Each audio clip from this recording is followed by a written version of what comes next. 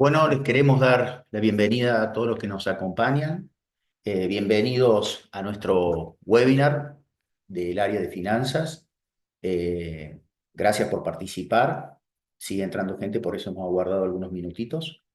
Pero me parece que, bueno, Romy, ya podríamos empezar a presentar para arrancar. Bueno, básicamente mi nombre es José Toparian. Yo soy socio de la firma Crow, a cargo del área de finanzas corporativas. La idea ha nacido desde nuestra firma bueno, acompañar a nuestros clientes y a la comunidad económica en general respecto a temas vinculados con claves económicas y financieras.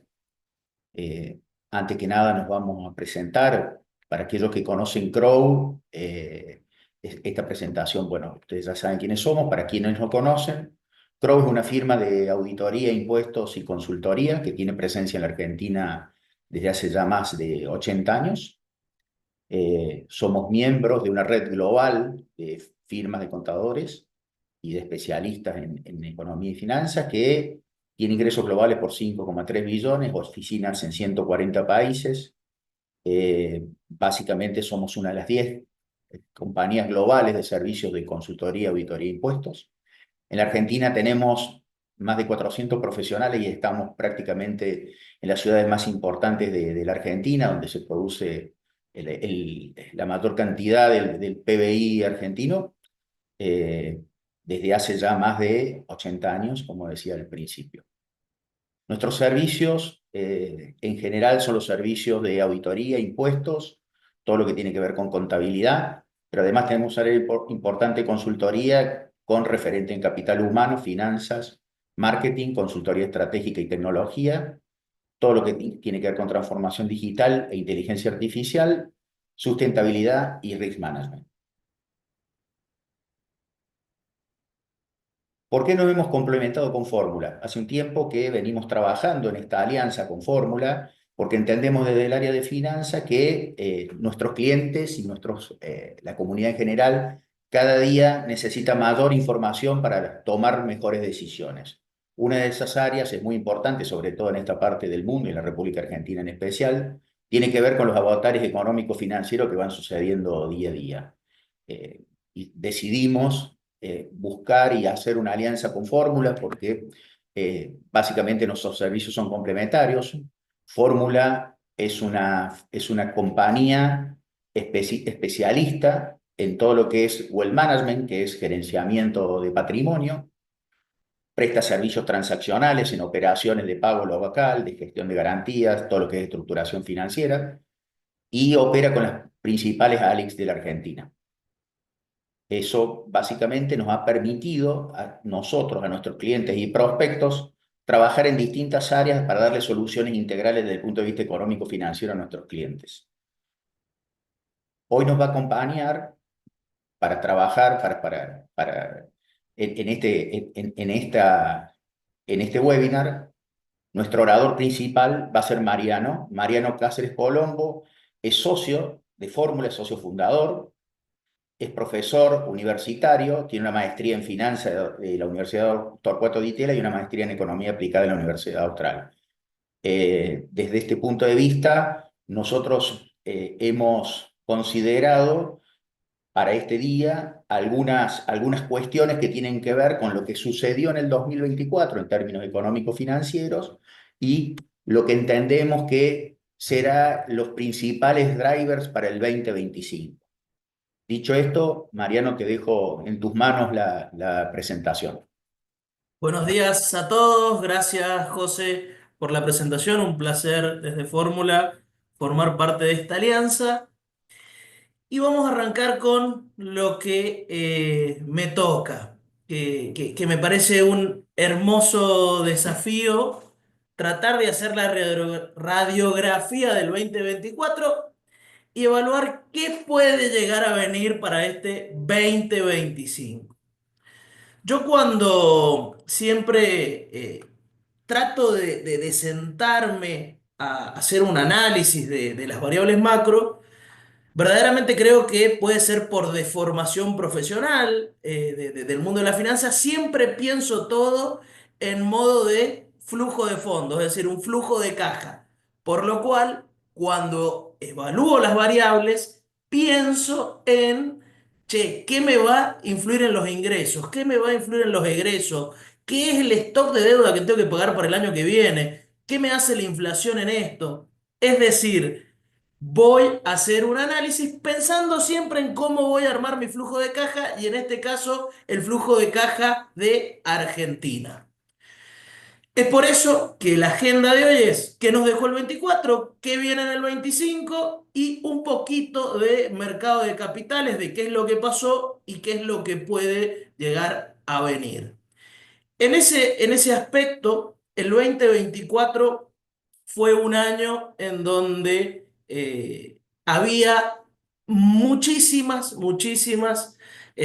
perspectivas distintas de los analistas, dado que terminó ganando Javier Milei la presidencia y era un candidato que era un outsider y la verdad que era una incógnita cuál podía ser el programa económico. Por lo cual, vamos a empezar a analizar un poquitito esta situación y siempre me gusta empezar por el aspecto más positivo o lo que de verdad hoy está siendo el pilar de la confianza, sobre todo en el inversor y en el mercado de capitales, que es el análisis del equilibrio fiscal que se va a conseguir este año, el recorte de estos 5 puntos de gasto, que si uno ve cómo termina en términos de resultado financiero el año pasado y lo compara cómo estamos hoy por arriba del agua, puede decir, che, si miramos desde 2016, que también había un gobierno pro mercado, no lo pudieron lograr. Incluso te diría, ni siquiera en este 2019, donde aplicaron el famoso programa Picapiedra, nombrado así por un economista muy renombrado como Melconian, no pudieron llegar a estos niveles de ajuste fiscal para el año que viene tener algo de confianza y decir, che, te mostré un año por lo menos que puedo tener equilibrio fiscal. Y en esto es fundamental para el inversor, sobre todo para los bonistas, que es lo que hemos visto recorrer el riesgo país a la baja. No solo que se lograron el objetivo en un año de tener superávit fiscal, sino que hay voluntad para que esta situación siga. Y en términos de mercado de capitales, eso implica voluntad de pago, por lo cual genera confianza. En este punto, esto es lo más destacado y es la base de la confianza hoy desde el inversor, fuera de cualquier análisis que uno pueda llevar a cabo para evaluar este resultado, que si bien es base caja, que tiene algunos aspectos que podemos analizar, incluso alguno ahora lo puntualizo, en la práctica el resultado está. Hay superávit fiscal, hay equilibrio fiscal, se logró en un año. No voy a entrar en la de motosierra y licuadora, pero en la práctica tenemos un resultado y eso genera confianza. Incluso si uno evalúa el gasto primario nacional con respecto al PBI, la verdad que la baja de gasto se ve muy pronunciada si lo compara en los últimos años. En esto, si ustedes quisieran llegar al punto de el 25% de gasto que hablaba en algún momento el presidente, lo que habría que hacer es incluir gastos municipales y provinciales, lo cual no está considerado acá. Una nota de color, que es lo que se está hablando ahora todo el tiempo, o bastante en estos círculos, es, ok, a este resultado fiscal llegamos sin incluir los intereses capitalizados por el LECAP, por las LEFI, por algunos instrumentos, los cuales básicamente si hay rollover de la deuda, la lógica en esto es nunca los pagué, entonces no los incluyo en caja y como es base caja, no se pagaron, por lo tanto, y se rolloverearon o se postergaron, pasaron para adelante, por lo cual no se incluyeron. ¿Qué hacemos? Sensibilicemos el análisis. Si hacemos una sensibilización del análisis y agregamos los intereses capitalizados, este puede ser un punto a debatir para el año que viene si es que parte de esas LECAP no terminan utilizándose y ampliando la base monetaria porque crece la actividad económica o si no se pueden renovar. En principio, en esto sí te cambia, te queda 1,40 negativo el resultado financiero si incluimos la capitalización de intereses, pero si hacemos el efecto comparativo y lo seguimos analizando, es inferior al resultado financiero de los últimos años. Entonces, sigue siendo positivo y esta te diría que es el punto para los inversores que basa la confianza. Otro tema que siempre yo analizo es, che, para mis ventas. Este es el flujo de caja de lo que pasó el año pasado. Estas son mis ventas van a depender de la actividad. Y sí, vale aclarar que vamos a tener un año recesivo, entre 3 y el 4 va a terminar cayendo el PBI este año, y si bien podemos afirmar que el proceso recesivo frenó, es decir, y empezó un leve proceso de recuperación, te diría que lo positivo en esto es que el costo que hemos terminado pagando por el tremendo ajuste que hemos evaluado anteriormente parecería bajo en términos de actividad. Es decir, es otro punto positivo. Nunca es positivo caer, pero siempre, básicamente, alguna variable de la macro tiene que pagar un ajuste de esto y es la actividad. Y en este sentido, parecería que desde lo que se había proyectado a inicio de año hasta lo que llegamos a hoy, es un costo bajo el que estamos pagando en términos de actividad. Es decir, muy positivo lo del superávit fiscal y el equilibrio fiscal y la voluntad. No positivo nunca una caída en la actividad, pero te diría que se podría haber caído más. Ese sería el consuelo para verlo no de manera tan agresiva a esta caída de la actividad, porque la verdad que con ese ajuste del gasto, el costo que se pagó fue bajo. Y siguiendo y pensando en mi flujo de fondos, algo que me va a influir tanto en los precios como en los costos es la inflación. Y la inflación de este año va a terminar en torno al 120%.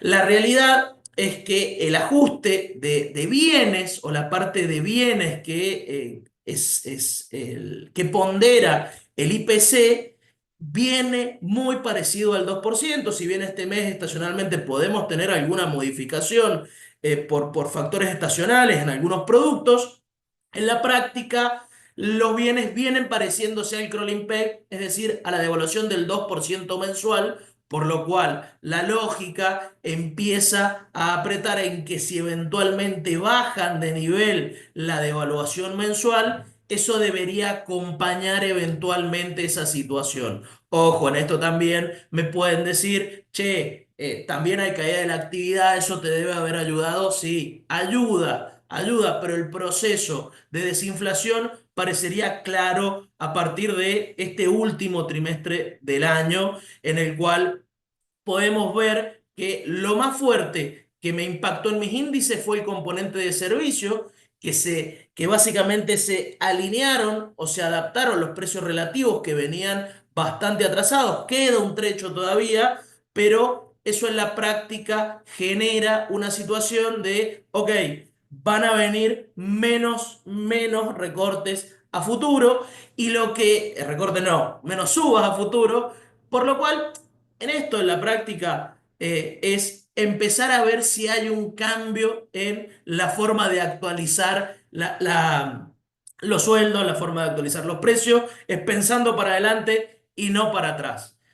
En esto algo bastante, y como dato de color también, es que hay inflación en dólares. Y bueno, si uno hace un cálculo rápido, que metodológicamente podemos tener alguna discusión, viendo cuánto fue la inflación de Argentina, descontándole la inflación de Estados Unidos y evaluando cuánto va a terminar el dólar oficial en el 25, podemos ver que existió este año una inflación en dólares en torno al 70%, por lo cual decimos, uy, estamos carísimos en dólares. A ver, pensemos un poco, hagamos un análisis un poquito más amplio, no nos ahoguemos en un vaso de agua Y en ese sentido, si uno evalúa y dice, ok, tomemos un año base, nosotros decidimos tomar 2017, en donde había recomposición de precios relativos, o donde pensamos que eventualmente estaban alineados los precios relativos, y decimos, ok, a partir de ese punto, ¿cuánto es la inflación en dólares acumulada del periodo? Y bueno, si vemos la inflación, tuvimos años en donde estábamos mucho más baratos en dólares en el proceso de acumulación. Y si uno lo piensa y evalúa desde el 2017 hasta acá, tenemos una suba de precios por encima de la inflación de Estados Unidos de un 11,64. Es decir, che, sí, tuvimos inflación en este año, pero mucho es recomposición en esta situación, es recomponer precios relativos, precios relativos con respecto al resto del mundo. A ver, en este sentido, uno lo que tiene que analizar es decir, che, el 70, ¿por qué es? Porque estamos 70 arriba del mundo, no. Parecería, a partir de un análisis como este, es que sí, está un poco más caro que los Estados Unidos como moneda, pero no es algo todavía tan alarmante, sí algo que hay que monitorear. En esa misma línea, y para rechequear nuestros análisis, utilizamos un índice bastante simpático, que es el índice Big Mac, que evalúa cuánto pueden estar sobrevaluadas las monedas. Y a mitad de este año, en esta publicación de The Economist, se puede observar que Argentina está un 15 arriba que el resto de las monedas, está en el top 4 de las más sobrevaluadas desde el 2000 al 2024, por lo cual tiene cierto sentido esta comparación y nuestro análisis previamente enunciado. Entonces, ¿qué les diría? Ok, la inflación parece que va a seguir este tramo descendente. Por otro lado, fue positivo un 120 cuando se esperaba algo similar a lo del año pasado. Y por otro lado, la inflación en dólares parecería ser algo a monitorear, pero no tan grave. Y en la misma línea, ya que entramos a hablar del tema dólar, del atraso, vamos a hacer un breve análisis de cómo termina este 2024 con respecto al dólar. A ver, si uno utiliza algún indicador para medir la competitividad del tipo de cambio, como puede ser el tipo de cambio real multilateral, que en la práctica es básicamente comparar una canasta de bienes de Argentina con una canasta de bienes de nuestros principales socios comerciales, a ver cuál de los dos bienes está más barato por efecto de la moneda. Y podemos ver que si uno hace un análisis liso y llano con respecto al tipo de cambio real multilateral y genera cierta preocupación en principio, decir, miren, en la convertibilidad cuando salimos estábamos por niveles debajo de 70 en este índice. Mientras más arriba del índice, más competitivos somos, mejores para los exportadores. Mientras más abajo estemos en el índice, menos competitivos somos, mejores para los importadores. Entonces, en este sentido vemos, che, estamos muy cerca de el año pasado o de fines del año pasado, cuando se vino esa devaluación que ajustó el gobierno entrante de el presidente Milei, o la devaluación de Caputo. En ese sentido dijimos, ok, es verdad, pero no, la competitividad no solo se define por el tipo de cambio, sino sería muy fácil, sí, es una variable rápida para ajustar, es una vía de escape, como dicen varios economistas, algunos de los que más la vio este año, como Arriazu, seríamos campeones del mundo si fuera por devaluar. Entonces, en ese sentido, hacemos algún ajuste a este indicador para ver esta cuestión de la competitividad, que la competitividad no se define solo por moneda, como dijimos, sino también la cuestión logística, la tecnología, la parte impositiva, los términos de intercambio. Es decir, hay muchos aspectos a evaluar para ver cuán competitivos somos con respecto al exterior. Entonces, para tratar de darle un punto, dijimos, ok, vamos a ajustar la competitividad del tipo de cambio por los términos de intercambio. Es decir, el precio de los bienes de Argentina, que vende Argentina, versus el precio de los bienes que compra Argentina. Es decir, del precio de las Impo y el precio de las Expo. Y en ese sentido, si ajustamos el gráfico, podemos ver que, ok, estamos lejos de la falta de competitividad que teníamos acá al cierre de la convertibilidad. Estamos similares a lo del año pasado, pero en 2015 incluso éramos menos competitivos. Estuvimos una situación en 2017 en donde fuimos igual de poco competitivos que ahora, por lo cual, ¿cuál es la pregunta con el atraso del tipo de cambio? Que todos lo vemos hoy en día, en que es más barato irse de vacaciones afuera, en que es más barato importar algunos productos. Sí, es un punto que tenemos que analizar, es un punto a monitorear, pero todavía no es un nivel de pérdida de competitividad que debería generar algún problema en el cortísimo plazo. Sí es algo eventualmente a solucionar, pero no sería algo para salir corriendo mañana por esta situación, sino algo que puede remediarse con algún cambio en la hoja de ruta. Entonces, en esto nosotros qué solemos hacer y decir, ok, bueno. Quiero ver a cuánto debería llevar yo mi tipo de cambio oficial para ser competitivo como el promedio histórico, que puede ser una medida en la cual mis profesores de estadística me matarían, pero para darle un sentido de análisis o para hacer una crítica, podemos ver que para ir a un promedio histórico sin tener en cuenta los términos de intercambio, deberíamos ir a una devaluación de un 40%, para que sea bastante competitivo. Incluso en ese punto, si ustedes lo ven, que sería esta línea azul petróleo, perdón, que me sé tres colores nada más, en este sentido podemos ver que fue esta la devaluación de masa o eventualmente la recomendación o cuando se negoció con el fondo en agosto del 2023 con Massa a la cabeza del Ministerio de Economía y Rubinstein como principal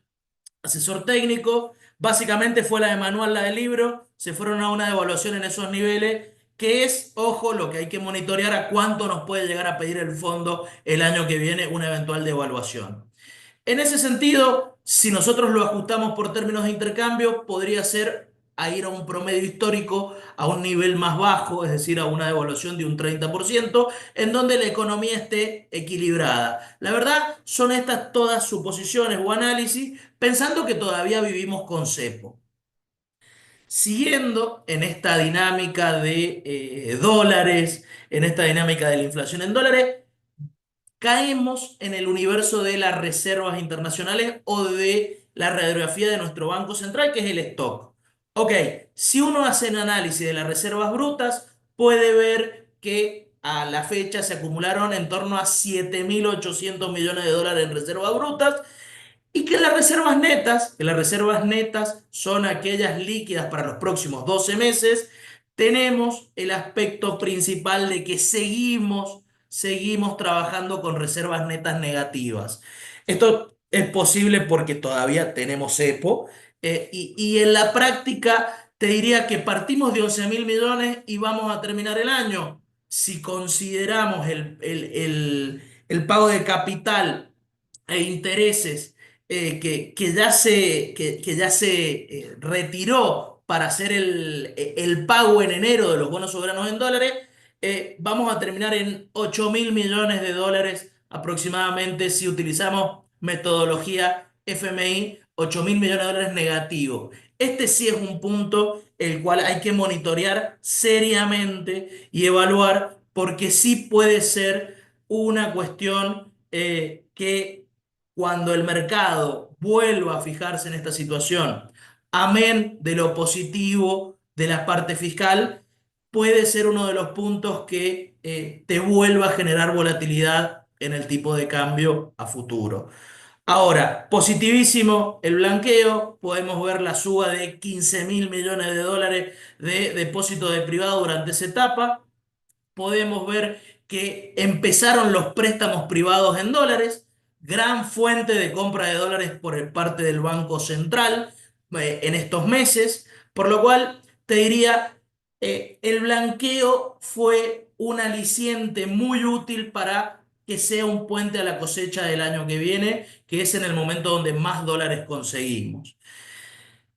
Puntualmente, si evaluamos y seguimos en esta senda de seguir pensando en el tipo de cambio, la verdad que la brecha quedó en términos muy bajos. Si uno evalúa hoy el comportamiento de los importadores, incluso te diría que están pagando parte a través del mercado de capitales con algunos mecanismos como la cesión de deuda, porque se devenga más de lo que se termina pagando, es decir, el devengado de importaciones del mes versus lo que debería ser el pago, hay un diferencial hoy en día en la práctica, por lo cual se ve que con la brecha tan corta, en la práctica no hay mucha diferencia más con el tema del impuesto país, que eventualmente se eliminaría ahora en un par de días para el año que viene.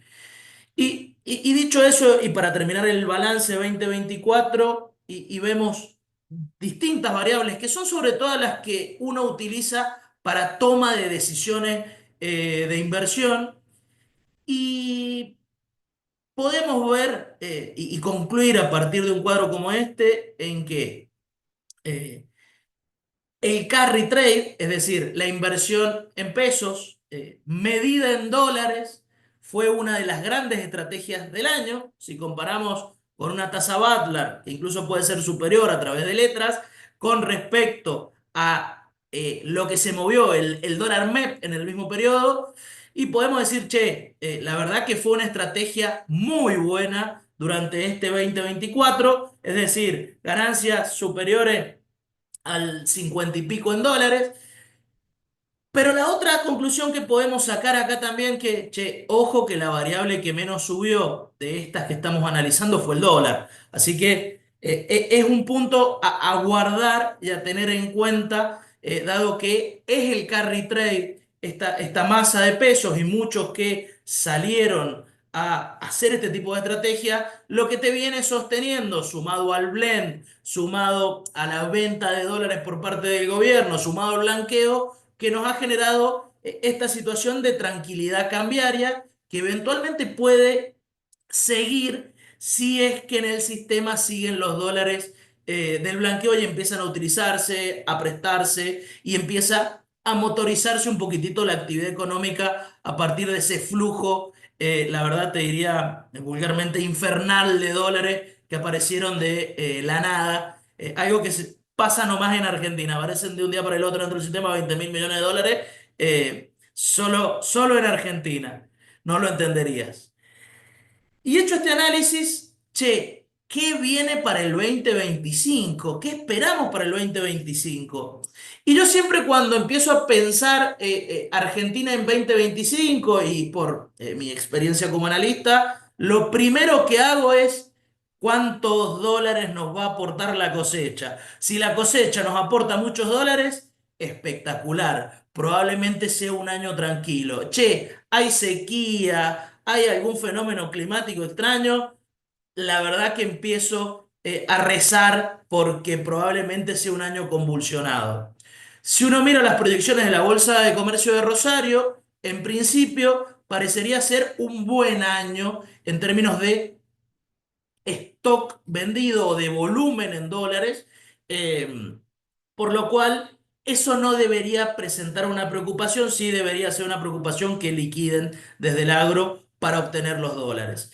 Y el segundo aspecto que vamos a tener que empezar a pensar, o yo cada vez que empiece a hacer esto voy a tener que empezar a pensar, es no solo el agro, sino la parte energética. Che, ¿cuánto vamos a exportar de energía en los próximos años? Por lo cual, si uno lo piensa y dice, che, antes no lo miraba, ¿y por qué no miraba? Porque restaba, y era un dolor de cabeza. Bueno, hoy, con una política que eventualmente parece lo único que van compartiendo en los últimos gobiernos, es decir, una política de Estado respecto al sector energético en el largo plazo, muy positivo. Ojalá estas iniciativas o estos situaciones se copien en otros rubros de la economía y que sean política de Estado, en lo cual podemos ver, che, van a entrar 35 del agro y pueden entrarte en torno a 6 7 de la balanza energética, es decir, nos vamos a encontrar con un 40 más o menos de dólares liquidados por estos sectores, lo que parece un muy buen número para el año que viene. Por lo cual, si nosotros tenemos en cuenta esto, más algo que tampoco tuvimos en cuenta en los últimos años, que es la cuenta capital, es decir, cuántos dólares nos entran por el flujo de capitales, dólares que pueden eventualmente entrar por el RIGI, dólares que pueden eventualmente entrar fresco del Fondo Monetario Internacional, parecería a priori que no deberíamos tener un problema con el volumen de dólares, algo muy claro y un problema que nos arrastra en Argentina hace muchísimos años, por lo cual esto es lo primero que me fijo para decir, che, ¿cómo va a venir el escenario? Ok, si esto viene de esta manera, incluso sin considerar la cuenta financiera, parecería que de dólares vamos a estar bastante bien el año que viene, en principio. Ahora, ¿qué es lo segundo que me fijo? Siempre, ok, miro mi flujo de fondo y digo, ok, tengo stocks, mis flujos de stocks van a venir de determinada manera, ¿cuáles van a ser mis vencimientos? Y bueno, en la práctica voy a tener vencimientos de casi 12 mil millones de dólares y voy a tener vencimientos importantes en el tramo de pesos que voy a tener que renegociar. Es decir, son dos situaciones que tengo que tener en cuenta. Recuerden que esto termina impactando en lo que habíamos comentado, en esa línea que no consideramos en el modelo base caja de equilibrio fiscal. Ahora, en la parte de dólares, sí, 12 mil millones de dólares. Che, ¿me sirven los 40? No, los 40 son parte de lo que podría entrar. Lo que hay que ver es cuál es el resultado final o el resultado comercial final. Y eso va a depender del escenario que nosotros planteemos. En los dos escenarios que planteo, parecería, o planteamos desde fórmula, parecería que se cubren esos 12 mil, que no debería haber ningún problema. En uno tenemos en torno a 13 mil millones de dólares proyectados de balanza comercial, sin considerar la cuenta capital. Ojo, acá, si la cuenta capital entra en dólares por distintas situaciones, estaríamos sobrados. Ahora, en el otro escenario, un escenario más agresivo o más pesimista, ojo, también llegamos, pero va a haber turbulencia o eventualmente puede haber turbulencia. Entonces, pensando en esto, dos escenarios. Escenario número uno, te diría que le pusimos de nombre una frase del presidente: de ahora en más solo van a haber buenas noticias. Ojalá que sea así, por el bien de todos. Y en ese sentido, si uno lo piensa y me acompañan en esta historia que les quiero contar de un futuro, es el blanqueo me da una mano y me hace el puente para llegar a 2025. El agro me liquida los 35 mil millones de dólares. Eventualmente se elimina el blend para que pueda existir acumulación de reservas por parte del Banco Central. Continúa la compresión en este sentido del riesgo país. El rebote en la actividad no llega a crecimiento o levemente llega a crecimiento y recuperamos lo perdido por lo menos en 2024. El buen clima de confianza permite un rollover o renegociación de deuda voluntaria por parte del capital a julio de este año, cuando existan los vencimientos de julio. La parte de peso se renueva lo que se necesita y la otra parte va reduciéndose ese stock porque necesitan pesos las empresas y las personas para reactivar la economía. Esto, conducido con un sendero de desinflación que continúa, genera una buena performance electoral para el oficialismo, incluso desde la época de las encuestas que pueden empezar unos meses antes. Te diría que lo que eventualmente puede suceder es que continúe la confianza en el mercado de capitales. En esto, seguramente viene la pregunta, ok, cepo. Bueno, el fondo quiere ver para creer, pero también quiere apoyo político, por lo cual la salida del cepo la vamos a poner en este escenario para fin de año, eventualmente post elecciones. Entonces, en esta película, donde de ahora en más todas las noticias son buenas, tiene alguna serie de números en los que podemos ver que la actividad crecería en torno al 4%, la devaluación mayorista en torno a un 25%. La verdad, si me preguntan, creo que el Kroll va a bajar en torno al 1,5%. Pero seguramente con la salida del cepo tengamos algún saltito discreto. Si te ha prestado dólares el fondo, será más acotado. Si no te presta dólares el fondo, probablemente pasemos a 26 para esperar a ver si acumulamos los dólares propios o nos presta el mismo fondo. Es decir, este es el escenario en donde todas las cosas salen bien, en donde sigue creciendo la economía, y si sigue creciendo la economía se recupera en parte el bolsillo de los trabajadores y empieza a funcionar el sistema de nuevo un poco más aceitado, y por lo tanto, si yo lo uso para toma de decisiones de inversión, entiendo que bajo este escenario crece el flujo, baja la tasa, por lo tanto los activos deberían valer más. Ahora, eh, vamos a la otra película. Estaría bueno poder poner colores y ponerme más oscuro en esta, y menos luminoso. Este es el escenario malo. Este es el escenario ¿y si se para la música?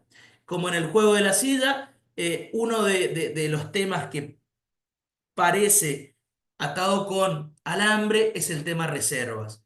Y otro de los temas que ayudó mucho en esta situación ha sido el funcionamiento del carry trade.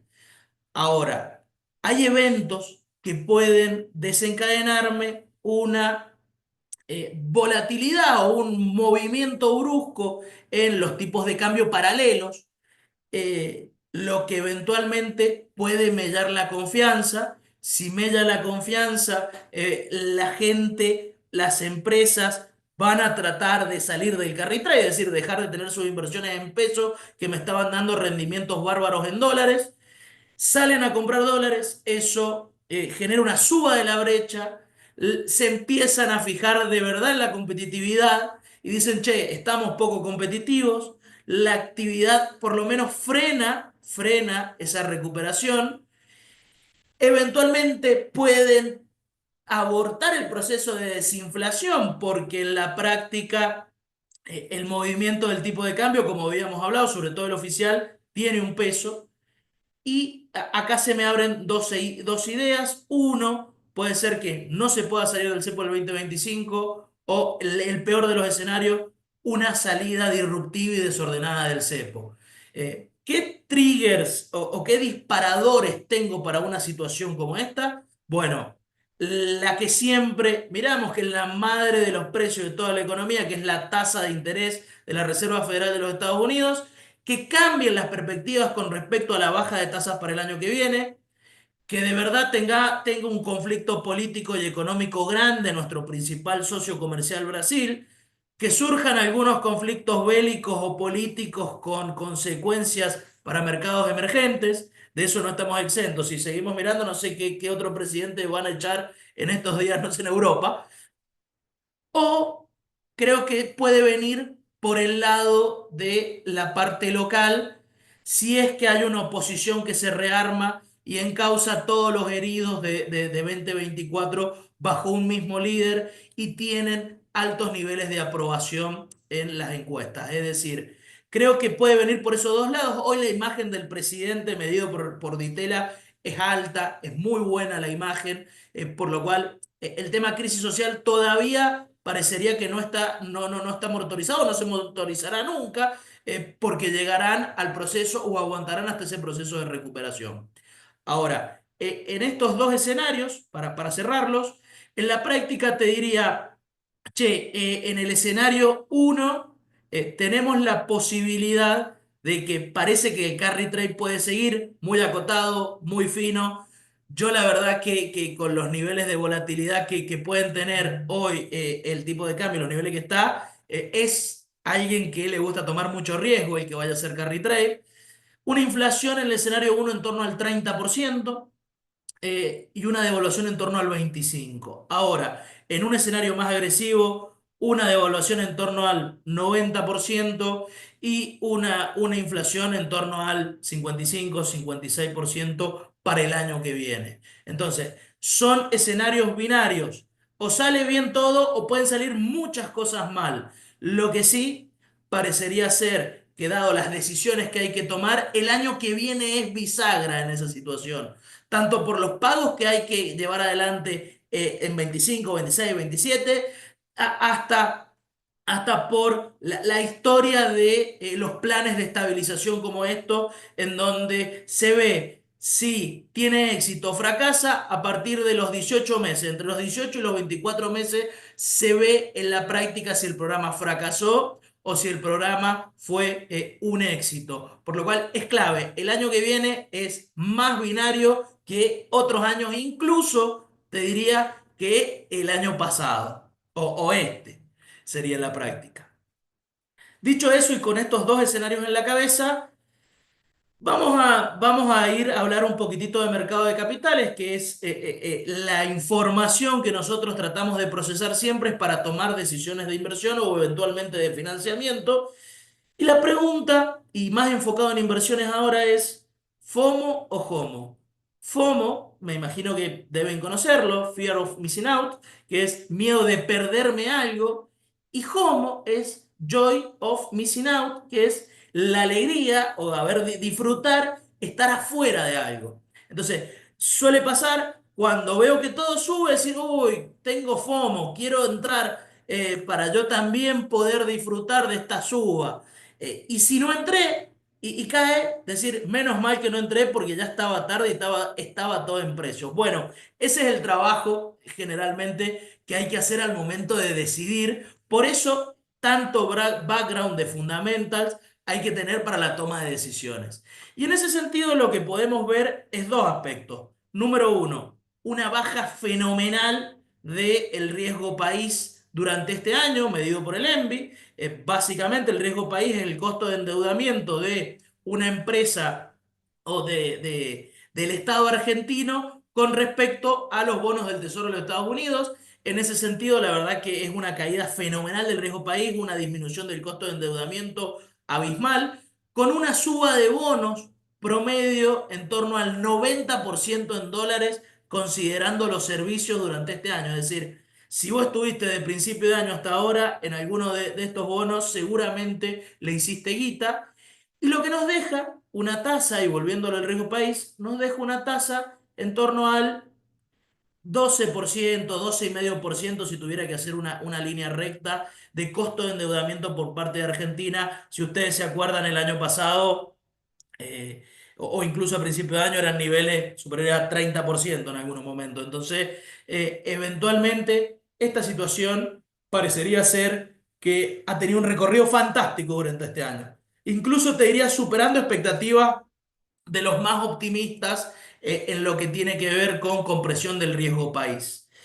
Ahora, si miramos por el otro lado y vamos a jugar por el lado de las acciones, eh, parecería, acá, antes de meterme en las acciones, acá el único de mercado que voy a tirar como más puntual, che, los que entraron al blanqueo, ojo con el Bopreal 25 que cotiza sobre la par, ya pasó en el 2017, que cotice sobre la par es que cotiza más de lo que va a pagar. Nada más, yo no digo si tienen que comprar o vender, pero saquen sus propias conclusiones al respecto. Guarda con el 25 que fue muy recomendado por algunos analistas, sobre todo en el blanqueo. Dicho eso, y yendo al mercado de acciones, y en la práctica, el Merval medido en dólares subió 116% y está en máximo histórico. Es decir, nuestro principal índice de acciones medido en dólares está en máximo histórico. Che, ¿esto por qué puede ser? Y bueno, si nosotros tenemos un escenario donde mejora el flujo y sigue bajando la tasa, y eventualmente puede suceder que esto siga creciendo, no significa que haya un máximo histórico que sea ese el máximo que pueden tener el valor de los activos. Lo que sí, lo que podemos ver es que fue un año fantástico y la verdad que la pendiente de esto es bastante pronunciada y el rendimiento que eventualmente obtuvo alguien en el Merval fue en torno al 116 en dólares en lo que va del año. Y si analizamos papel por papel, lo que eventualmente podemos ver es, che, el sector que más rindió durante este año, medido en dólares, fueron los bancos. Bien, el sector bancario. Estas cuatro son del sector bancario. Más del 300% rindieron en el panel líder. Sigue el sector energético.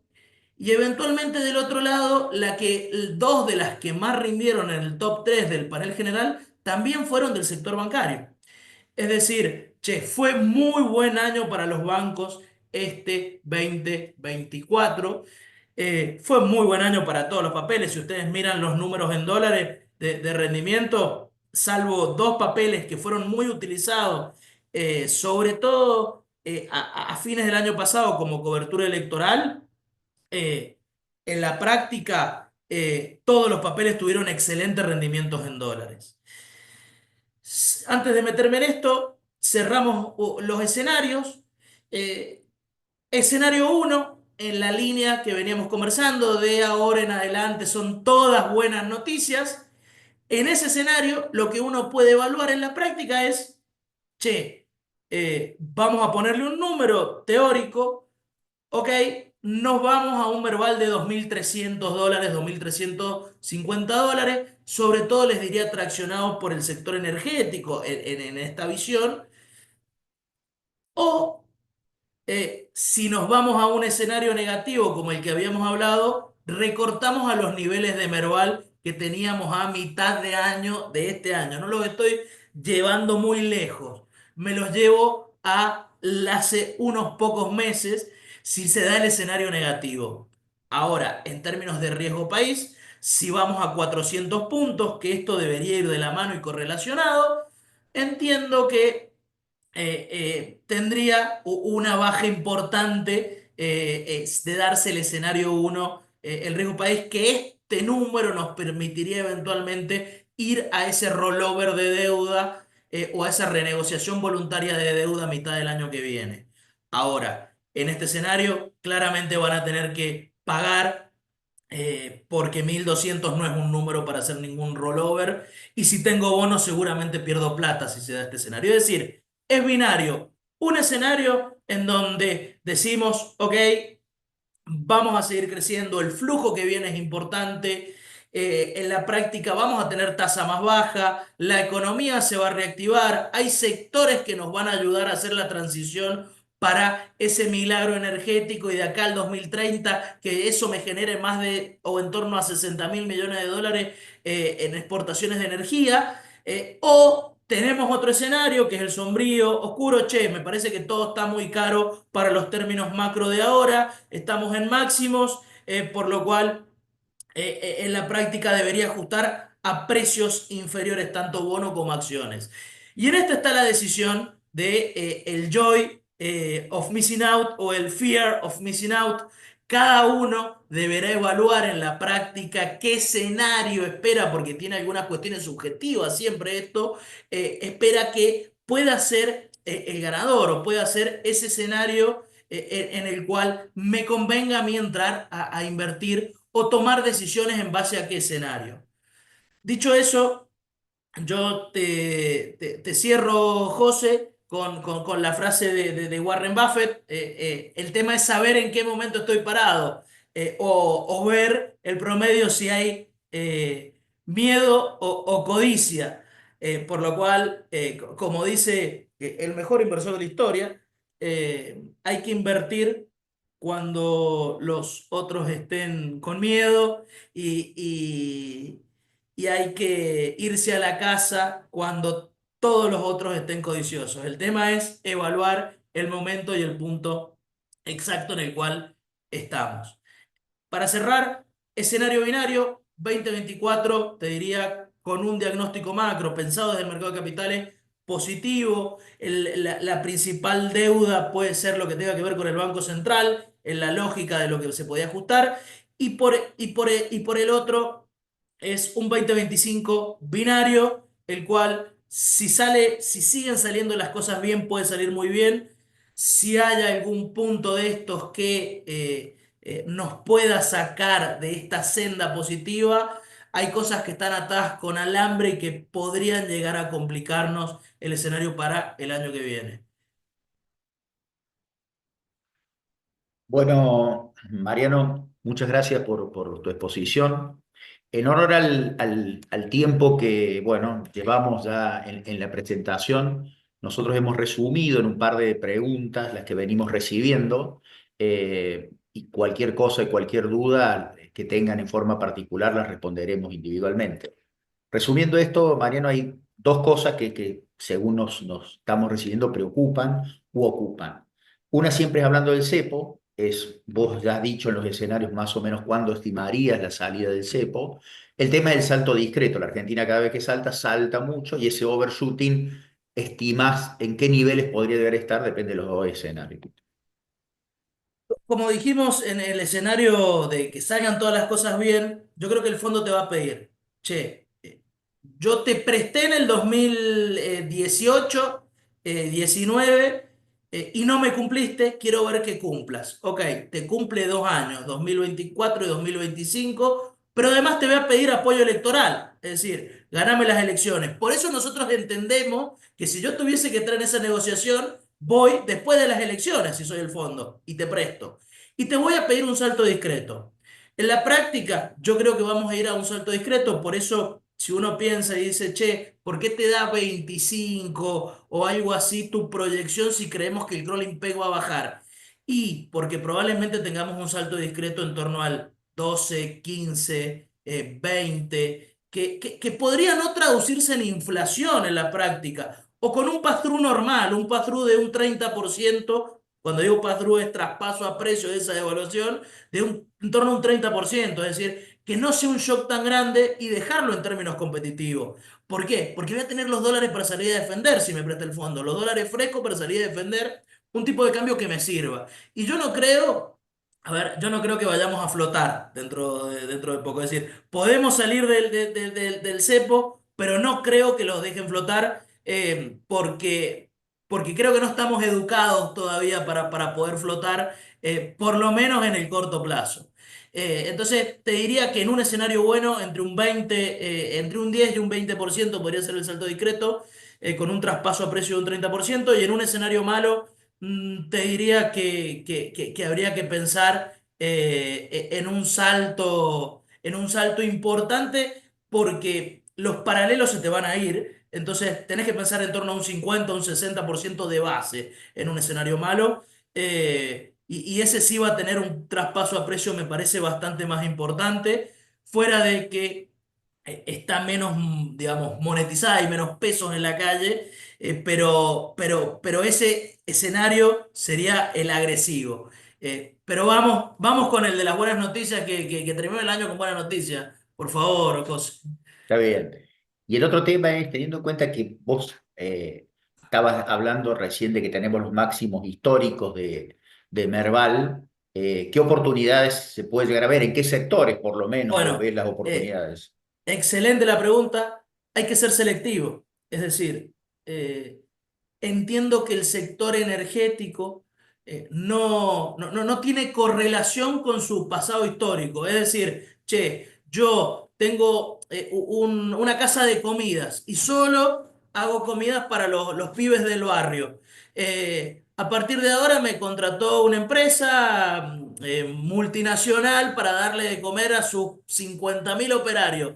Y bueno, el futuro de esa empresa es mucho más prometedor si lo puede llevar a cabo que lo que era cuando le vendía a todos los pibes del barrio. Bueno, lo mismo con la energía. Es decir, che, estas empresas le vendían a determinados sectores, no exportaban, pero ahora el modelo de negocio cambió, entonces probablemente el flujo de fondos también cambió. No probablemente, lo tenemos evaluado, pero cambió ese flujo de fondos. Entonces, tienen un valor que, sus máximos históricos no lo representan, deberían ir a buscar otros máximos históricos totalmente distintos. Te diría sobre todo en el sector energético, que creo yo que va a ser una política también, como decía, que trascienda a los gobiernos, por lo cual es un sector que, si sabemos que hoy estamos en un precio justo en algunos activos, eh, puede salvarme hasta en el escenario malo que existan recortes, porque en la práctica, che, ojo, es algo que van a seguir. Y esto, bueno, es para un inversor agresivo y que tenga paciencia. Está bien.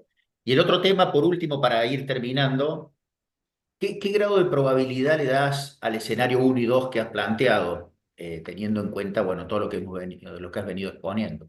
Excelente pregunta. Esto es buenísimo porque el lunes se arma un quilombo y después Sí, dicen, ¿viste el de Fórmula? Ese tal gordito cual. de San Juan que dijo que salían del CEP. Pero mira, yo creo que considerando la situación y los niveles de confianza actuales, y si bien todo puede cambiar, creo que hoy te asigno un 70-30, 70 al escenario uno, 30 al escenario 2. El problema es que ese 30 cuando pondera re fuerte y te hace perder mucha guita, pero en la práctica, como viene la mano, estoy en un 70-30. eh, Veremos porque puede cambiar, pero si tengo que tomar decisiones hoy, las tengo que tomar hoy, las tomo basándome en un promedio un poquitito más alto de lo que respecta al escenario uno.